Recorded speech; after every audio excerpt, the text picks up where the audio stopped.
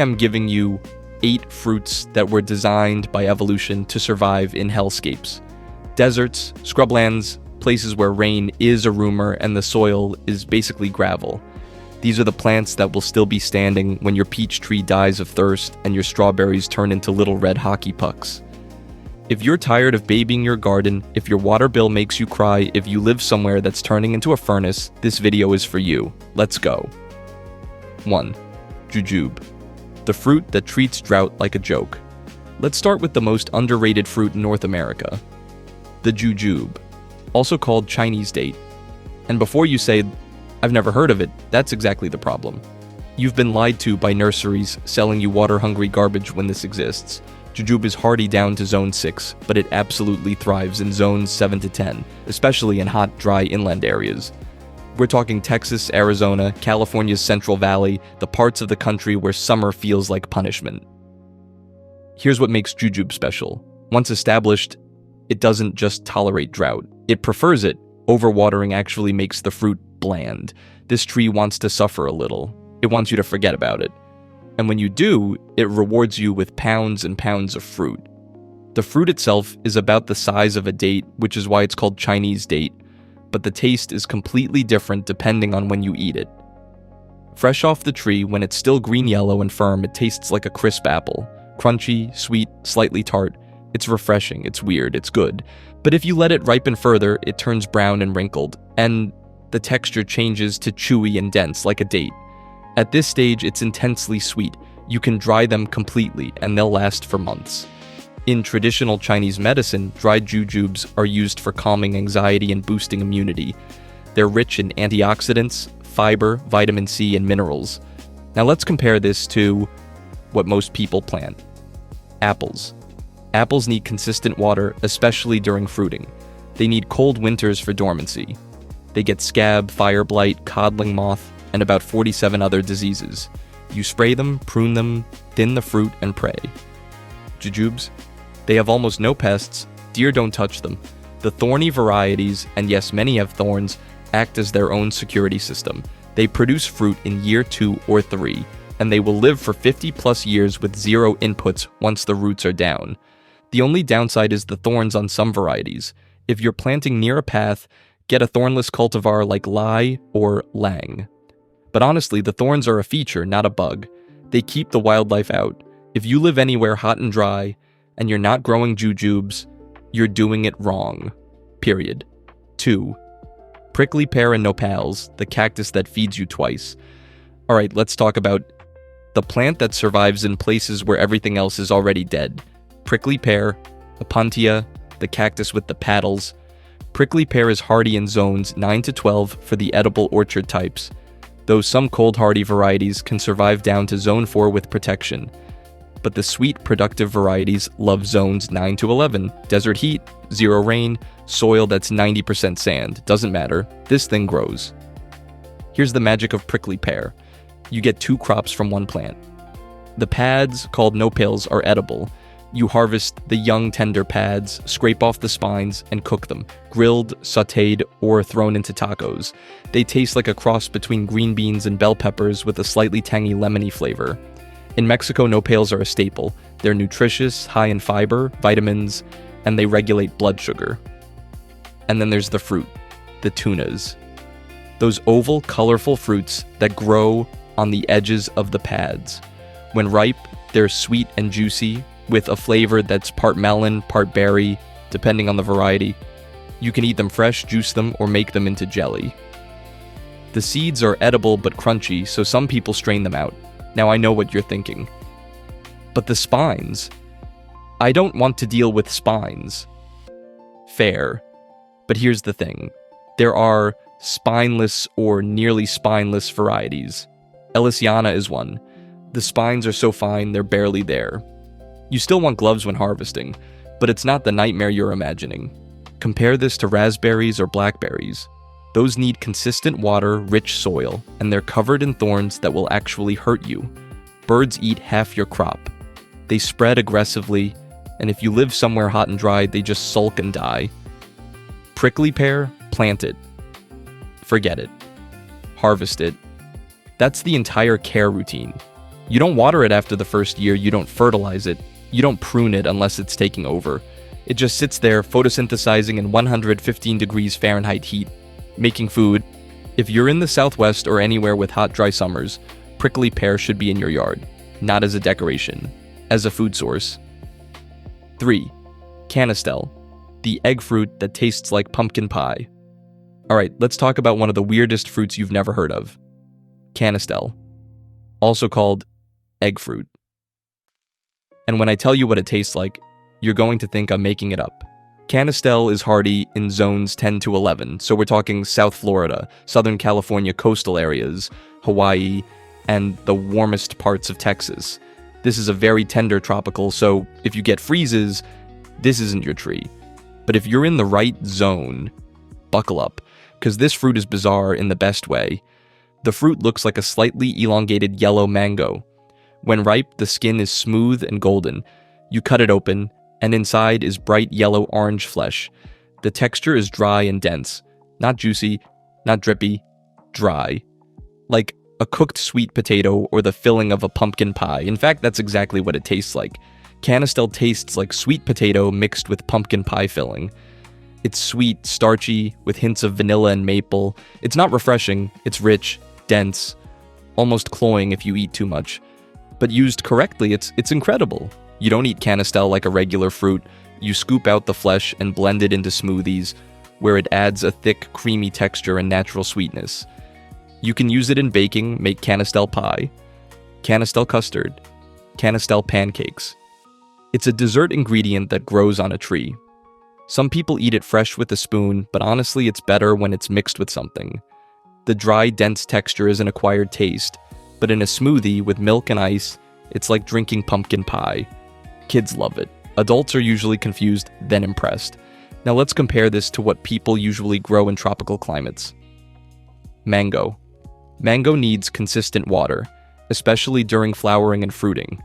It's sensitive to salt, it gets anthracnose, powdery mildew, and mango leafhoppers. It's high maintenance. Canistel. Once established, it's relatively low maintenance for a tropical fruit. It handles dry spells better than mango. It doesn't have as many pest issues, and the fruit hangs on the tree for weeks after ripening, so you don't have to rush to harvest everything at once. The tree itself is evergreen, with glossy green leaves. It grows slowly but steadily. It doesn't get huge, so it's manageable in a suburban yard. And because the fruit is so weird and doesn't ship well, you'll never see it in stores. This is a backyard-only experience. The downside? It's rare. You'll need to find a specialty tropical fruit nursery, and you need to be in zone 10 or 11. But if you meet those requirements, and you want a fruit that makes people say, wait, this grows on a tree? Canistel is your answer. If you're already growing Canistel, let me know in the comments how you use it. Smoothies, baking, straight with a spoon like a psychopath? I want to know. 4. Black sapote, the chocolate pudding fruit that sounds fake. Alright, let's talk about the plant that sounds like a scam. Black sapote, also known as chocolate pudding fruit, and yes, it actually tastes like chocolate pudding, kind of, if you squint. Black sapote is hardy in zones 10 to 11, so we're talking South Florida, Southern California, Hawaii, and parts of Texas near the coast. It's more cold sensitive than some other tropicals, but if you're in the right zone, it's a must grow. The fruit looks like a green tomato when unripe. You wait some more.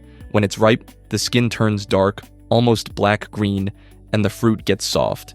You cut it open, and inside is a dark brown, pudding-like flesh. The texture is smooth, creamy, and yes, it looks exactly like chocolate pudding. The flavor is mild, sweet, with a subtle cocoa-ish taste. It's not Nutella, it's not a Snickers bar, but it's closer to chocolate than any other fruit on earth. You eat it with a spoon, straight out of the skin. You can blend it into smoothies, mix it with yogurt, or use it as a base for raw desserts. Kids love this. The novelty factor is off the charts. You're eating a fruit that tastes like chocolate pudding from a tree?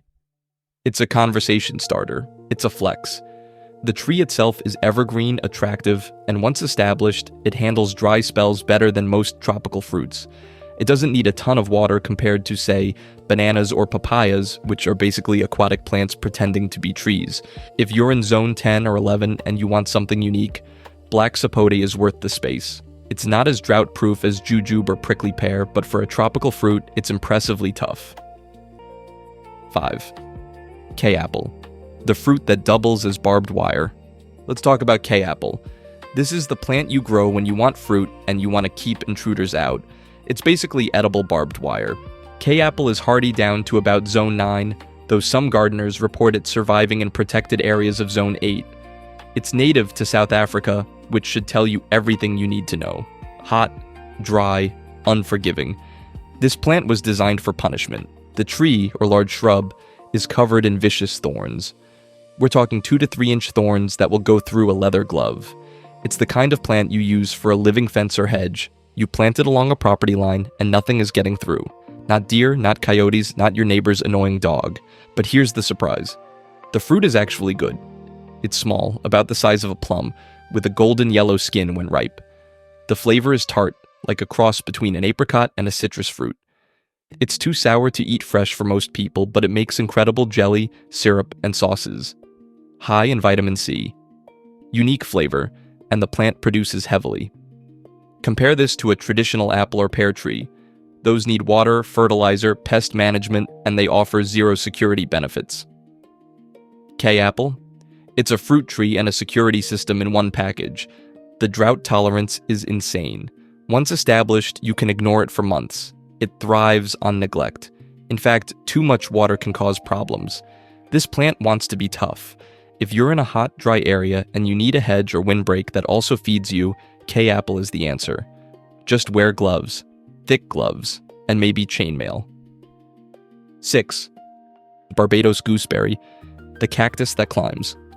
Let's get weird. Barbados gooseberry, also called Pereschia aculeata. It's a climbing cactus. Yes, a cactus that climbs. And yes, it makes edible fruit. This plant is hardy in zones 9B to 11B. It's native to the Caribbean and Central America, so it likes heat. But unlike most tropical plants, it's surprisingly drought-tolerant once established. It's a cactus after all. Cacti are designed to survive when the rain stops. The plant itself is unusual. It has leaves, which most cacti don't. It has thorns, which all cacti do. And it grows like a vine, scrambling over fences, trellises, or anything vertical. It's fast-growing, aggressive, and it makes a great living fence or privacy screen. The fruit is small, about the size of a cherry, and when ripe, it's golden yellow. The flavor is tart, gooseberry-like, with a hint of citrus. It's too sour to eat fresh for most people, but it makes excellent jam, jelly, or syrup. High in vitamin C, unique, and the plant produces heavily. Compare this to traditional berries. Strawberries need constant water and rich soil. Blueberries need acidic soil and consistent moisture.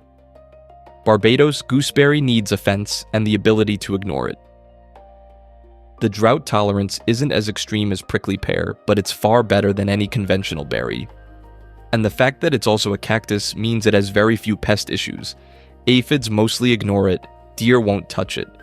If you're in a warm, dry climate and you want something unusual that produces edible fruit and looks cool, Barbados gooseberry is worth trying. It's a conversation piece that also feeds you. 7. Jaboticaba, the Dr. Seuss tree that grows grapes on its trunk. Alright, I need to be honest with you. This one breaks the drought tolerance rule.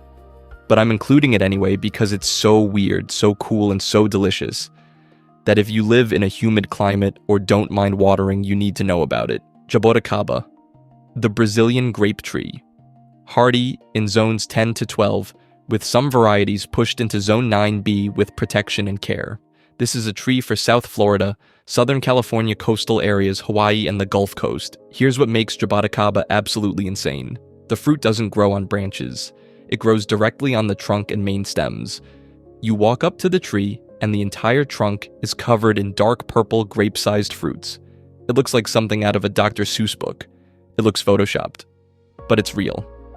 The fruit tastes like a grape mixed with lychee, sweet, juicy, with a slightly floral note. The skin is thick and slightly astringent, but the flesh inside is incredible. You pop them in your mouth, spit out the seeds, and immediately reach for another one. They're addictive. You can eat them fresh, make them into jelly, or ferment them into wine. In Brazil, Jaboticaba wine is a thing. It's sweet, fruity, and apparently very good. The fruit also makes excellent jam because of the natural pectin in the skins. Now here's the catch. Jaboticaba is not drought tolerant. It's a subtropical to tropical tree that prefers consistent moisture and humidity. If you live in Arizona or inland California, this tree will sulk and possibly die. But if you live in Florida, coastal Southern California, or anywhere humid and warm, this tree will thrive. It's also slow growing. Really slow. You're looking at 5 to 8 years before you get significant fruiting. Some people say it takes 10 to 15 years if you're growing from seed, but grafted trees fruit faster. This is a tree you plant for your future self, or for your kids, but here's why it's worth it. Once mature, Jaboticaba produces multiple times per year. It can fruit 3 to 5 times annually if conditions are right. That's almost constant fruit production. And because the fruit is so unique and doesn't ship well, you'll never find it in stores. This is a backyard-only experience. The tree itself is beautiful, smooth, mottled bark that peels in patches, revealing lighter wood underneath. Dense, glossy foliage, white flowers that smell sweet.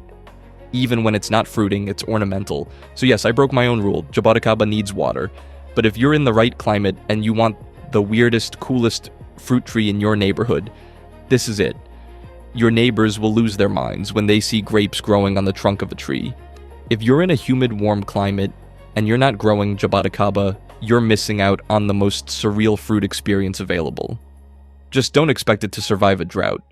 This tree is for the waterers, not the neglectors. 8. Grumichama, the Brazilian cherry that actually tastes like cherries. Let's end with another Brazilian gem. Grumichama, also called Brazilian cherry. And unlike every other fruit that gets called a cherry but tastes nothing like one, this actually delivers.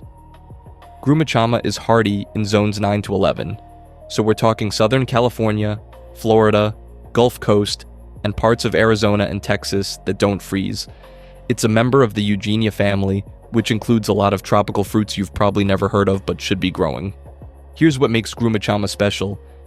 The fruit looks like a large, dark purple to black cherry, about the size of a ping pong ball, glossy skin, and when you bite into it, the flavor is legitimately cherry-like. Sweet, with a rich, dark cherry taste. Some people describe it as a cross between cherry and plum with a hint of grape. It's complex, it's delicious, and it's real. Compare this to the so-called cherries that people try to grow in warm climates. Sweet cherries need chill hours. They need cold winters. If you live in zone 9 or 10, you're not growing Bing cherries. You're crying into a catalog wishing you lived in Washington state. Grumichama doesn't care about chill hours. It's a tropical evergreen that actually produces fruit in climates where regular cherries would die of heat stroke. The tree itself is beautiful. Dense, dark green foliage, white flowers that smell sweet. It's ornamental even when it's not fruiting. Once established, Grumichama is surprisingly drought-tolerant for a tropical fruit. It's not as bulletproof as Jujube or prickly pear, but it handles dry spells far better than mango or avocado. You water it regularly for the first 2 years to get the roots established, then you can back off significantly. The fruit is excellent fresh. You pop them in your mouth like cherries. The seed is relatively small, so there's a good flesh-to-seed ratio. But here's where it gets even better. Grumichama makes incredible jam.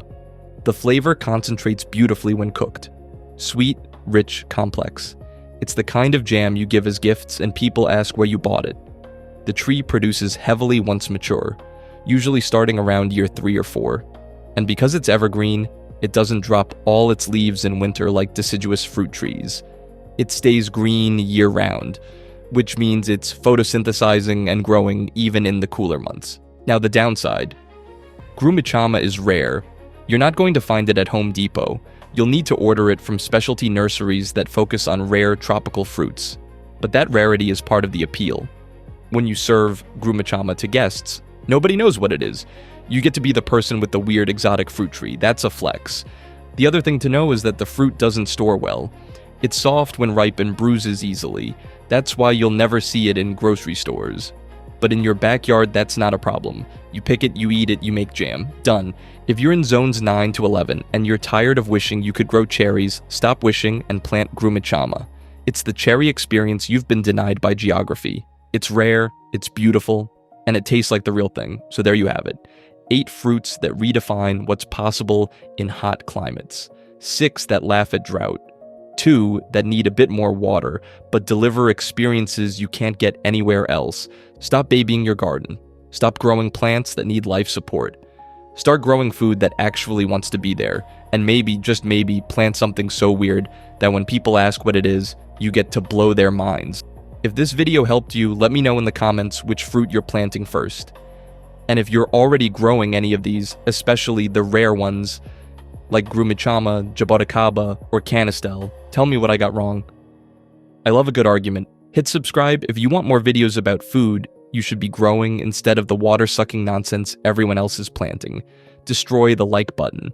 Like it's a tomato plant in 110 degrees Fahrenheit heat, and thanks for watching.